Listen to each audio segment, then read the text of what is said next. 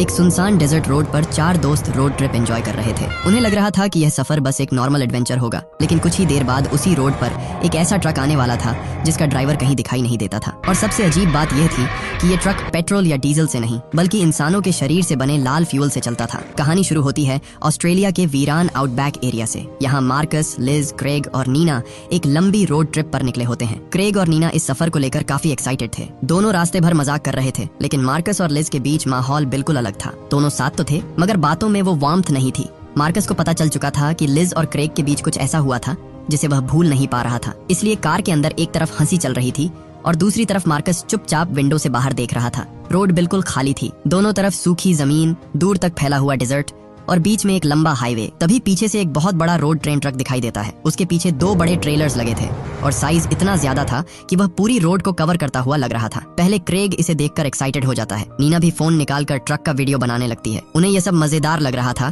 लेकिन कुछ ही सेकंड्स बाद ट्रक उनकी कार के बहुत करीब आने लगता है। क्रेग स्पीड बढ़ाता है, मगर ट्रक भी उसी स्पीड से पीछे आता रहता है। कभी वह कार से बिल्कुल चिपक जाता, कभी थोड़ा दूर हो जाता। अब कार के अंदर मस्ती की जगह टेंशन आ जाती है। नीना उसे धीरे चलाने के लिए कहती है, लेकिन क्रेग खुद भी प्रेशर में था। कुछ देर बाद ट्रक उनकी कार को ओवरटेक करके आगे निकल जाता है। बात यही खत्म हो सकती थी, लेकिन क्रेग की ईगो बीच में आ जाती है। वह गियर बदलता है और पूरी स्पीड से ट्रक को फिर ओवरटेक कर देता है। इसी बीच लिज गुस्से में ट्रक ड्राइवर को गालियां भी दे देती है। मार्कस उसे शांत रहने के लिए कहता है, लेकिन अब बात उनके हाथ से निकल चुकी थी। क्रेग भी पीछे हटने के मूड में नहीं था। उसे लगता था कि वह ट्रक को आसानी से पीछे छोड़ देगा, मगर आउटबैक की इस खाली सड़क पर स्पीड जितनी बढ़ रही थी, रिस्क भी उतना ही बढ़ रहा था। अब ट्रक का बिहेवियर और रफ हो जाता है। वह फिर से कार के पीछे आकर प्रेशर बनाने लगता है। क्रेग कार संभालने की कोशिश करता है, लेकिन अगले ही पल ट्रक पीछे से जोरदार टक्कर मार देता है। टक्कर इतनी तेज होती है कि कार रोड से बाहर निकल जाती है और कई बार पलटते हुए दूर जाकर रुकती है। कुछ देर बाद चारों को होश आता है। कार पूरी तरह खराब हो चुकी थी। मार्कस, लिज और नीना किसी तरह बाहर निकल आते हैं, लेकिन क्रेग का हाथ स्टीयरिंग में फंसकर बुरी तरह टूट चुका था। उसके हाथ से खून बह रहा था। नीना तुरंत कपड़ा निकालकर बांध देती है ताकि ब्लीडिंग कुछ कम हो सके।